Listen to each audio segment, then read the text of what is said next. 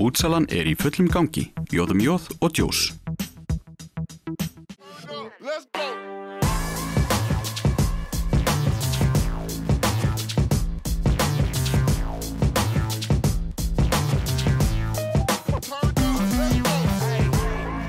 Já, komið sæl og velkomin í taktíkina. Það eru heldur betur breytingar á liði Þór Káa fyrir næsta tímabil og nú það ljóst að fyrirliðin á leiðinni í burtu og hún komin til mín hingað í settið. Velkomin Sandra. Takk fyrir það. Núna þú að gera þinn fyrsta atvinnumannasamning og það til við Bayer Leverkusen til 2020. Þetta nú samt svolítið öðru vísi heldur en þú fórst síðast til þeirra. Nú nýr völlur, nýtt æfingasvæði, nýr þjálfari. Já, þetta í rauninni nýtt lið sem ég að fara til. Ég þekki nú vel til borgarinnar og veit hver gæðin eru og svona í deildinni en að því að eins og segir nýtt æfingasvæði og nýr leikvöllur og nýr þjálfarar þá þetta svona nýtt spennandi verkefni á sama tíma fyrir mig. En samt líka dálítið þægilegt að þú hefur farið þarna áður, þú fórst þarna 2016 út á lánssamning þannig að þú hefur spilað þarna, þekki borgina og ert svona svolítið kunnu staðáttum. Já, þetta mjög þægilegt. Mér líður vel að fara þarna og ég náttúrulega sjálf hálfur Þjóðverji og það einmitt eina ástæðan fyrir að mér fannst þetta svona spennandi og það að vera búin að spila með þessu liði áður og vitandi hversu sterk þessi deild hjálpaði mér við ákvörðunum að taka og bara fara þangað og ég held að ég sé bara mjög sátt og spennt fyrir þessu sem að fara að gerast núna. Einhver munur á þessu, nú ertu að gera atvinnumannasamning en þú hefur verið að fara út á lánssamning. Samningurinn betri núna? Já, þetta öðruvísi. Bæði þú veist samningurinn sjálfur og svona hugsunarhátturinn minn varðandi það að fara út. Alltaf bara ennþá betri samningur og deildin úti gera alveg vel við leikmennina sína. Og síðan alltaf fyrir mig bara að fara út og hugsa ekki já, ég að fara til Íslands aftur eftir 4 mánuði, eftir 3 mánuði. Heldur að vera bara með 100% fókus á deildina úti. Það mjög gott fyrir mig og það eitthvað sem á eftir að vera bara skemmtilegt og svona kannski munurinn á því að vera að fara út á lánssamning og svo eins og núna að fara á atvinnumannasamning. Hver eru markmiðin hjá liðinu á þessum tíma sem þú ert að skrifa undir núna til 2020? Ég held nú að markmiðin núna og það búið að vera held ég bara allt tímabilið hjá þeim hingað til bara fyrst og fremst að halda sér í deildinni. Þetta náttúrulega lið sem var að koma upp í þessa deild núna, unnu fyrstu deildina í fyrra og markmiðið bara að halda sér hreint í deildinni. En að sjálfsögðu liðin og leikmenn með metnað og vilja gera ennþá betur og núna alltaf markmiðið bara að stíga ennþá hærra í töflunni í deildinni og það mjög þétt á milli liðana sem eru svona í seinni helmingnum í deildinni og því ætlum við bara að reyna að komast enn ofar í deildinni og gera vel það sem eftir á tímabili. Nú heyrir maður að atvinnumannskan, þetta ekkert grín, þetta líf að vera að fara út og það margt bæði innan vallar og utan vallar. Ferðu ein út? Já, þetta margt öðruvísi en eins og staðan núna þá ætlar mamma að koma með mér út og hjálpa mér að ferja allt þetta dót sem ég þarf að vera með að maður fara að búa þarna í langan tíma þannig að maður þarf að taka ýmislegt með sér en síðan mun ég búa með einni stelpu sem að fara að skrifa undir hjá liðinu þannig að það líka einn munur frá því núna og síðustu 2 skipti sem ég farið út og ég held að það sé mjög fínt fyrir mig að búa með einhverjum og sérstaklega einhverjum í liðinu þannig að ég geti komist ennþá meira inn í hlutina og ég held að það eftir að vera góð reynsla. Hvernig leggst þetta svona í þig? Ertu farin að meðtaka þetta eða kemur það kannski þegar þú fattar að þú ert ekki að koma heim til Þór Káa þegar tímabilið byrjar hér heima? Ég sé ekki ennþá búin að átta mig almennilega á þessu sko. Jú, ég veit alveg bak við að þetta þarna og ég að fara út en ég held að maður mun ekki almennilega átta sig á þessu fyrir en maður komin á völlinu og farin að spila með þeim en eins og ég segi, þetta náttúrulega búið að vera markmiðið alltaf og ég rosa spennt fyrir þessu og hlakka til að fara út og byrja að æfa við þessar aðstæður sem eru frábærar þarna úti. Já, tala þessar frábæru aðstæður Bayer Leverkusen og liðið sem allavega knattspyrnuáhugamenn þekkja vel. Þetta er stór völlur og flott umgjörð sem þú ert að fara inn í þarna og þetta mikil munur frá vellinum Þórshöllinum.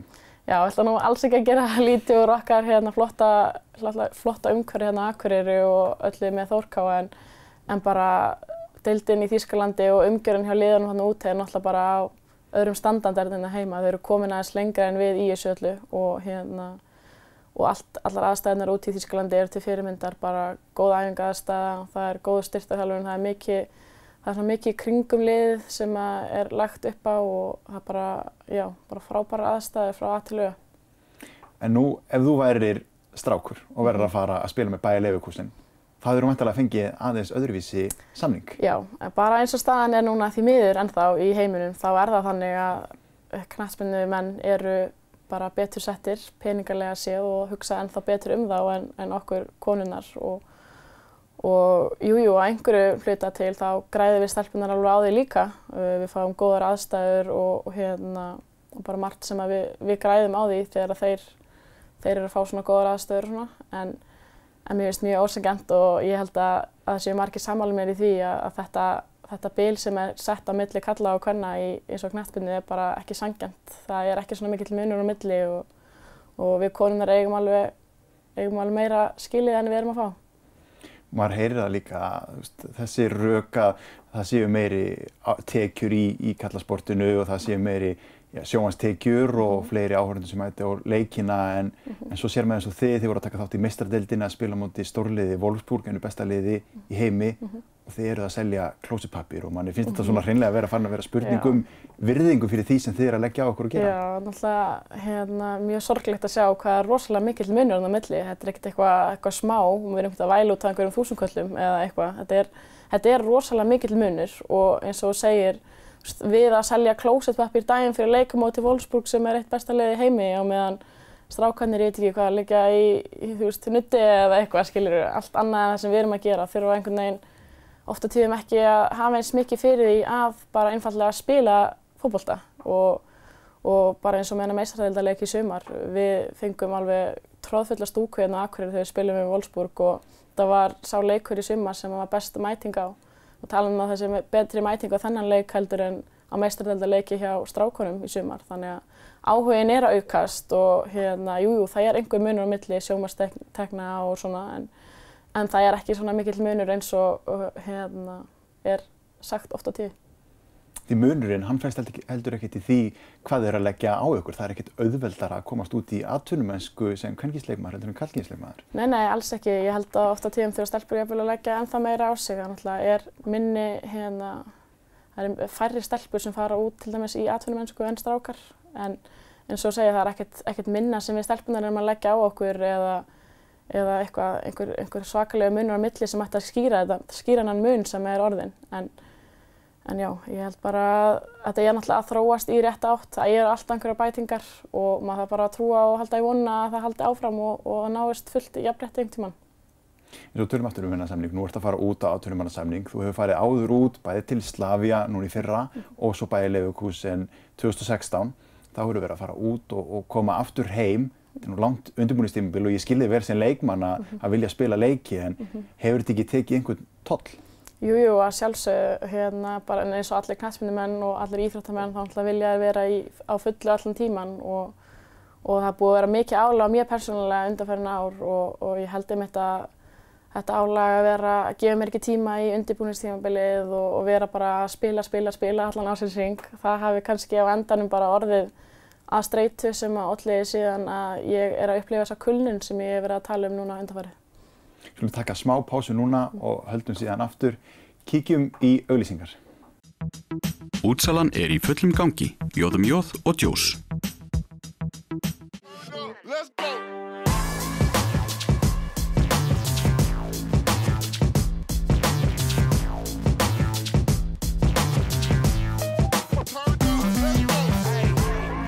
Já, við höldum áfram. Hérna hjá mér í settinu Sandra María Jessen.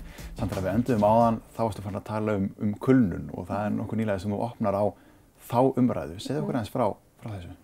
Já, ástæðan fyrir því að ég byrjaði náttúrulega að upplifa kulnun var náttúrulega bara rosalega mikið álag í langan tíma og ég kannski gaf mér ekki beint tíma í það að næra mig og hugsa líkamann og ekki síður sálina og var búin að spila allan ársins hring í einhvern tíma og það bara endanum olli því að ég upplifði þessa kulnun sem því miður ennþá mikið feimnismál á Íslandi en í rauninni bara stórt vandamál í samfélaginu. En þetta feimnismál eins og þú talar um það en að fara í sjúkraþjálfun þegar þú meiðist, það eitt en það ætti kannski vera líka eðlilegasti hlutur í heimi að fara til sálfræðings þegar manni líður illa. Akkurat, mjög góða punktur að manni finnst það bara sjálfsagt og það gera það allir að þú meiðir það ökla og ferðu og hittir í sjúkraþjálfara og vinnur í því og það finnst engum neitt að því en svo leið og það tengist oft einhverjir sem það getur bætt varðandi sjálfsmynd eða hugarfari eða eitthvað, þá það orðið svona meira feimnismál og oft sem að, já, fólk kannski bara svona horfir öðruvísi á einstaklingar sem viðurkenna að sé eitthvað ángraða og það eitthvað sem er í rauninni röng hugsun sem við þurfum að leiðrétta og snúa við og sjálfsögðu við geta farið og hitt til dæmis íþróttasálfræðinga eða eitthvað sem að ángra okkur, bara alveg eins og að fara til sjúkraþjálfara ef maður er með sig. Þú talar líka að eitthvað áhuga leysi sem að fylgir þessu. Spilar þetta eitthvað inn í þessa ákvörðun að vera að fara núna til Bayer Leverkusen í leita einhverju nýju ævintýri? Já, eina lausnin við því að upplifa eins og kulnun sem ég er með núna náttúrulega bara að fá eitthvað nýtt og finna hann áhuga aftur og nýtt umhverfi spilar það stórt hlutverk og ég taldi það bara vera góða lausn á því sem ég er að upplifa núna og mér langaði að finna og mér langar ennþá að finna þennan áhuga og þessa gleði aftur og ég finna alveg bara strax að með þeirri ákvörðun að vera búin að segja já, ég er að fara út, ég er að fara að gera eitthvað spennandi. Það var strax búið að kvikna eitthvað svona smá hjá mér og ég er alveg fullviss það að komast í þetta umhverfi úti sem er frábært að það muni hjálpa mér að yfirstíga þetta.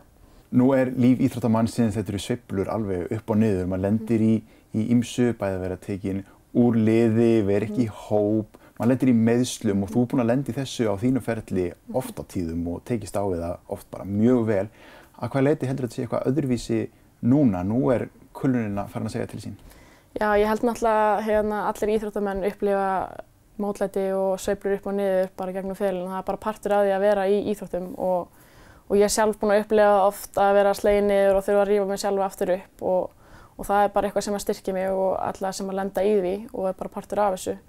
En það sem að sló mig alveg núna lengst niður á botninu var náttúrulega þetta með landsliðsvalið sem var tilkynnt fyrir viku síðan og það var mér mjög erfitt og ég átti erfitt á tímabili með það en þetta bara partur af þessu og ég þarf bara að nýta eða nota þetta verkefni til þess að rífa mig upp og gera ennþá betur og margir búin að hafa samband við mig og hjálpa mér og hvetja mig til að bara hafa trú á mér og mér finnst gaman að sjá hvað fólk er tilbúið til þess að styðja mann og það er mjög mikilvægt þegar maður er að ganga í gegnum eitthvað svona að hafa fólk í kringum mann sem tilbúið að standa við baki á manni og hjálpa manni að standa aftur upp og þetta er bara verkefni fyrir mig núna sem ég þarf að takast á við og ég er alveg tilbúin til þess að gera allt sem ég get til þess að rífa mig ennþá hærra og ég held að þetta skref að fara út til Þýskaland sé bara jákvætt skref í þessu ferli. Og nú hefur þú spilað 24 landsleiki, átt 6 mörk, út fyrirliði liðsins sem fer og spilar á móti Wolfsburg í meistaradeildinni og svo valinn besti leikmaður tímabilsins en svo ekki valinn í landsliðið. Færðu einhverja skýringar, einhverjar ástæður fyrir því að þú ert ekki valinn? Já, þetta er náttúrulega svakalegur skellir sem ég fæ og ég viðurkenni að þetta var kannski ekki það sem ég bjóst við á þessum tímapunkti á ferlinum og búin að eiga bara mjög gott sumar í fyrra og hélt kannski mögulega að tækifæri mitt væri núna að koma hjá landsliðinu en eins og staðan hef ég ekki fengið neinar skýringar frá landsliðsþjálfaranum á þessu vali og pínu óþægilegt fyrir mig svona hausinn minn er alltaf úthúsuð með allt hver allir ástæðan liggi fyrir því að ég hafi ekki verið valinn en ég hlýt að fá skýringar á því á endanum og hef ekki trú á öðru. En svo líka að takast á þetta mótlæti, þú slítur krossbönd með landsliðinu 2016 og kemur svo tilbaka og það endaði með því að þú ert valinn strax aftur í landsliðið og þið lyfti Íslandsmeistaratitlinum og eins og það nú leiðilegt að slíta krossbönd og lenda niðri þá hlýtur að vera geðveikt að koma tilbaka með svona krafti. Já, sjálfsögðu, þetta er náttúrulega, þetta er að ferli upp og niður, þessar sveiflur á ferlinum og klárlega það að meiðast eins og þarna fyrir EM, 4 mánuðum fyrir EM, það var náttúrulega rosalega mikill skellur og svona já, erfitt fyrir mig, erfitt tímabil. En síðan bara leið og ég meiddi mig og fekk þá niðurstöðu og það væri einhver möguleiki á því ég gæti náð mig fyrir mót, þá bara ákvað ég það að ég ætlaði að gera allt sem ég mögulega gat til þess að koma mér inn á völlinn fyrir EM og taka þátt í því og það var langt og strangt ferli og ég þurfti að fórna ýmsu og leggja mikið á mig en síðan þegar það var tilkynnt að ég væri ein af 23 sem væri að fara út þá hef ég aldrei jafn stolt af neinu sem ég gerði og bara að bíta í jaxlinn og halda áfram. Og það var mér mjög dýrmætt og ég held að það hefði gert þetta EM-mót fyrir mig ennþá skemmtilegra. Svo hefur þú ekki bara slitið krossbönd einu sinni heldur tvisvar og manni finnst það nú bara hreint út sagt ósanngjarnt að lenda í því tvisvar. Hvað hugsaðu, hvernig tekstu á við þetta mótlæti? Getum sagt að jákvæða við að vera búin að ganga í gegnum þetta einu sinni er það að þá veit ég hvað ég er að fara að ganga í gegnum aftur og ég er búin að undirbúa mig sjálfa fyrir allt sem ég þurfti að gera og að sjálfsögðu var þetta aðeins öðruvísi sem að ég sleit aftara krossbandi seinna skipti og þá þurfti ég ekki að fara í aðgerð og spila bara ann í dag núna með slitið krossband og það er náttúrulega aðeins öðruvísi og svona en vitandi hvernig ferlið er að fara í gegnum endurhæfingarferlið hjálpaði mér alveg að undirbúa mig fyrir það sem var að koma þegar ég fékk þá niðurstöðu að ég væri með slitið krossband aftur. Og þetta er mjög ósanngjarnt og mér finnst ég ekki að skilja það meiða mig aftur en þetta er bara partur af þessu. Og nú er það þannig að slíta krossband er ekkert óalgengt, sérstaklega í kvennaknattspyrnu og líkama karla og kvenna er ekkert eins, mjaðma, uppbygging, hné og annað er ekkert eins. Þannig að þjálfa karla og konur ætti í raun ekkert að vera sami hlutur, ekki alveg eins.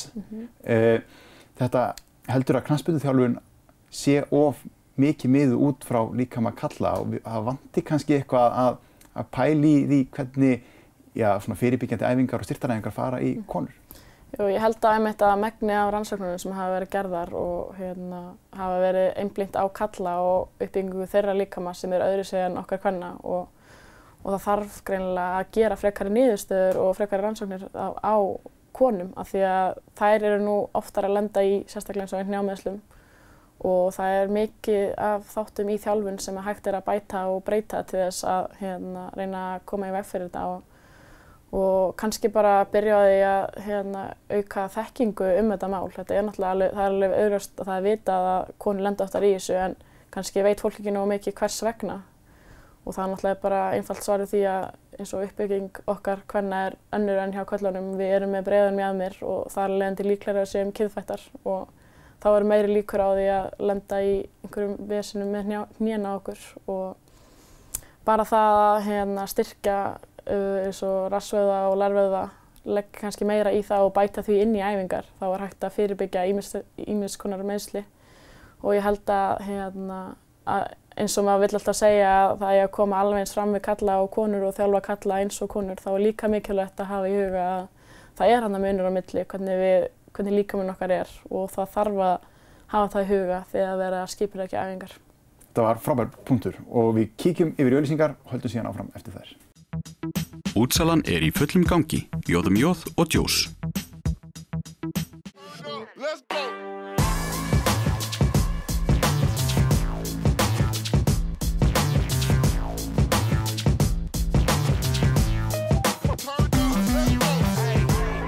Við siglum inn í síðasta hlutan á þessum þætti.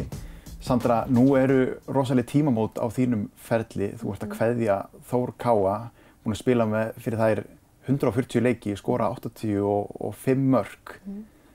Þetta hljóta að vera blendnar tilfinningar. Já, þetta er náttúrulega mjög blendnar tilfinningar en maður er náttúrulega afar stoltur af því að vera að fara út í atvinnumennsku og þetta er búið að vera minn draumur og mitt markmið bara frá því ég byrjaði í fótbolta og það að þetta sé komið að raunveruleika núna er náttúrulega bara mjög gaman en á sama tíma að hugsa út því að vera ekki að fara að berjast með stelpunum í sumar og spila með þeim, það er náttúrulega, það er erfitt, maður er að yfirgefa gott en maður er að fara í eitthvað annað ennþá meira spennandi.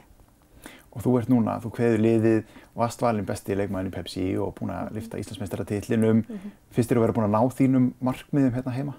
Já, ég er alveg rosalega ánægð og stolt af því sem ég er búin að gera með Þór Káa og ég sjálf líka og mjög gaman að hafa afrekað margt en að sjálfsögðu hefði maður vilja ná öðrum markmiðum líka en ég er rosalega ánægð með bara minn feril og þá ákvörðun að hafa verið hérna allir þessi ár. Ég er mjög þakklát fyrir það bara. Hefði kannski viljað skora þarna 2 mörk í viðbót eða? Það mætti alveg segja að ég hefði viljað skora þessi 2 mörk sem er mjög sárt og svekkjandi að vanti, já eins og segi, bara 2 mörk upp á að vera markahæsti leikmaður Þór Káa frá upphafi og sama skapi hefði ég líka alveg viljað enda sem markahæst í deildinni einhvern tímann en ég hef nú búin að lenda önnur og þriðju og svona þannig að jú, það eru fleiri markmið sem maður á ennþá eftir að ná og því kannski er það bara hvatning til þess að koma aftur seinna í Þór Káa og ná þeim. Voru einhver önnur tilboð núna, þú veist, hefðirðu getað hugsað þér að fara í eitthvað annað lið á Íslandi? Mér var sýndur áhugi hérna á Íslandi og maður að sjálfsögðu skoðaði ég bara allt sem var í boði, ég lokaði ekki á neinar dyrar og svo á endanum fannst mér það erfitt að einhvern veginn ímynda mér að spila með einhverju öðru liði á Íslandi en Þór Káa og þar sem ég var að fá góð og spennandi tilboð út í Þýskalandi og Svíþjóð og Noregi og eitthvað, þá einhvern veginn fannst mér bara sjálfsagt frekar að fara út heldur en að vera með öðru liði á Íslandi. Ef við förum aðeins yfir þennan tíma, þú kemur þarna inn í meistaraflokkinn 16 ára gömul, segðu okkur aðeins frá því. Það var rosalega gaman að fá að byrja að æfa strax með meistaraflokki þegar maður var 15-16 ára gamall og það var maður rosalega stoltur af því og leið og tímabilið hófst 2011 þá var mér strax sýnt mjög mikið traust og ég fékk strax bara sæti í liðinu það tímabil og mér var sýnt mikið traust og það var eitthvað sem ég held að hafa verið svona upphæfið að því að ég byrjaði að blómstra og standa mig vel og ég er mjög þakklátt fyrir það í dag og síðan þá hefur þetta bara verið mjög gaman og eins og segir upp og niður tímabil en í dag er ég bara mjög ánægð með allt. Og árið eftir þetta valinn í landslið, fær það kall. Hvernig tilfinning var það? Það var, ef ég er alveg heiðarleg, eitthvað sem ég var ekki að búast við strax. Jú, markmiðið var alltaf að fara í landslið og ég stefndi alltaf þangað og ætlaði mér þangað en ég fékk kallið aðeins fyrr en ég bjóst við og viðurkenni að ég var alveg í sjokki með það en mér fannst það náttúrulega bara geggjað og gaf allt sem ég gat í það og á mjög góða minningar strax frá að ég var 17 ára með landsliðinu. Er maður tilbúin í þetta þarna 17 ára? Má rífast hvort maður sé tilbúin eða ekki. Maður kannski var heldur ungur þarna á þessum tíma og árið eftir einmitt spilaði með öllum landsliðum Íslands sama árið sem er mjög mikið en ég held að ég hafi lært ýmislegt af þessu og bara gaman að fengi einhver tíma með Sigga Ragga líka sem landsliðsþjálfara sem var þá með landsliðið og ég er glöð að fengi að kynnast hans starfi líka og það má alveg rífast það eins og segja hvort að maður sé tilbúin þegar maður er 17 ára eða ekki til að vera í landsliði. Við horfum hérna tíma, eitthvað minnistætt, eitthvað svona sem stendur upp úr? Já, ég verð náttúrulega að segja að minn fyrsti leikur með landsliðinu stendur alltaf upp úr. Ég bjóst aldrei við í fyrsta verkefninu mínu að vera yfir höfuð bara í 18 manna hóp en síðan það að fá að koma inn á var náttúrulega draumur og ná þá að skora í fyrstu snertingu í fyrsta landsleik. Þetta er eitthvað sem ég muna bara alltaf held ég. Þetta er rosalega góð minning og eitthvað sem ég mun halda alltaf í til að hvetja mig áfram. En með Þór Káa? Það er náttúrulega svo marga góða stundir með Þór Káa, maður er búinn að vera þarna í mörg ár en að sjálfsögðu stendur það upp úr að hafa klárað 2 sinnum Íslandsmeistaratitilinn. Það er eitthvað sem allir vilja og stefna á að ná og það er frábært að hafa tekið þátt í því bæjarskiptin sem við höfum verið Íslandsmeistarar. Þú ert náttúrulega núna fráfarandi fyrirliði liðsins, þannig ég veit alveg að þú ert leikmaður með skoðanir. Er ekkert erfitt að fá að skipta sér af núna? Jú, ég verð nú alveg að segja það. Ég hef alltaf miklar skoðanir á hlutunum og er mjög dugleg að tjá mig ef það er eitthvað sem við getum gert öðruvísi eða þurfum að leggja meira áherslu á og það er eitt af þeim áskorunum fyrir mig að passa mig að stíga aðeins til hliðar og leyfa þeim að njóta og það eru væntanlega aðrir leikmenn að fara að stíga upp og taka stærra hlutverk sem er mjög gott fyrir félagið líka. En ég mun alveg áfram skipta mér að einhverju og vonandi fæ ég að æfa með þeim eitthvað í sumar þegar ég er í sumarfríi frá þýsku deildinni. Þannig að þetta er öðruvísi fyrir mig, tekur alveg á. Og kannski verður svolítið raunverulegt einmitt þegar þú kemur ekki heim og kannski komið tíma á það að þú takir í smá sumarfríi og smá pásu. Akkurat, ég fæ pásu í 2 mánuði eitthvað frá deildinni áður en að næsta tímabil hefst í Þýskalandi og þá er bara planið að koma til Íslands og vera á Akureyri og fá mögulega eitthvað að eiga með Þór Káa og spurning hversu mikið maður fær að skipta sér af hlutunum þá en það er eins og þú segir komin tími á það að ég bara gefi mér smá tíma í að bara rækta líkama og sál og gefi mér kannski sumarfrí einu sinni. Þannig núna það er svolítið kannski markmiðið með þessum tíma núna sem tekur við, þú ert búin að lenda á þessum vegg og þessari kulnun og nú tekur við tími það sem ætlar að gefa þér tíma til þess að vinna í sjálfri þér. Já, það er ekki spurning. Núna þarf ég að hugsa um mig sjálfa og passa að ég sé bara að mér líði vel. Það er mjög mikilvægt. Ef mann líður ekki vel þá er maður ekki að fara að spila vel þannig að maður þarf að rækta líkama og sál til þess að ná árangri og það er mjög mikilvægt að fólk hugsi jafn vel sálina eins og líkamann til þess að ná árangri í því sem að fólk er að taka sér fyrir hendur. Þannig að fyrir þá mögulega leikmenn og íþróttamenn sem er að fylgjast með þessu núna, ertu með einhverjar ráðleggingar til þess að takast á við einmitt þetta að lenda á vegg og finna fyrir áhugaleysi? Já, ég er alveg með nokkur og búin ég er að læra núna í skólanum íþróttasálfræði þannig að mjög áhugavert að vera að læra það sem maður er sjálfur að lenda í og ég vil bara nefna til dæmis það eins og að hugsa mataræði, það er mjög mikilvægt þegar maður að upplifa svona. Og síðan með hreyfinguna, auðvitað á maður að halda áfram að hreyfa sig, það er ekki hægt að stoppa bara og einhvern veginn ætla til þess að þetta lagist allt, þú ert að halda áfram að hreyfa þig. En það sem maður getur gert öðruvísi kannski er að vera með minni þyngdir í því sem þú ert að gera og sömuleiðis kannski að hafa æfingarnar aðeins styttri. En burt séð frá þessu tvennu síðan er náttúrulega hægt að bara tjá sig þetta, viðurkenna fyrir sjálfan sér ef maður er að upplifa þetta og vera í kringum fjölskyldu og vini og svona og rækta bara sjálfsmyndina og hvernig þú hugsa sjálfa þig. Ég held að það sé ýmislegt sem hægt er að gera. Maður gerir allavega ekki í þessu ef maður bara bælir þetta og segir engum frá því? Nei, þetta bætist ekkert, þetta lagast ekkert ef maður gerir ekki neitt í þessu. Ég er að gera það svona að hugsa út í þetta og pæla hvað maður getur gert. Kannski í byrjunin bara eins og ég segja viðurkenna þetta og síðan kannski taka sér, ég veit ekki, nokkrar 2-3 vikur í pásu og gáðust að áhuginn komi aftur og þá vonandi leita lausna og finna eitthvað sem virkar á þig. Það var alltaf spennandi að sjá hvernig þú tekst á við þetta og þennan tíma í atvinnumennskunni. Yes, ég er mjög spennt fyrir þessu sem er að fara að koma núna á mínu ferli og þessu spori sem ég er að taka núna í að fara út og vonandi er það bara hjálp og mun bara nýtast mér vel til þess að taka þetta skrefum og losna við þessa kulnun og bæta mig sjálfur sem leikmann. Brjóta hana vegg. Brjóta hana vegg sem ég er búin að mynda. Já. Takk kærlega fyrir að koma í viðtal, Sandra. Takk fyrir. Og takk áhorfendur fyrir áhorf í þessum þætti. Það er alltaf erfitt að kveðja þáttinn en það verður annar þáttur í næstu viku. Við sjáumst þá.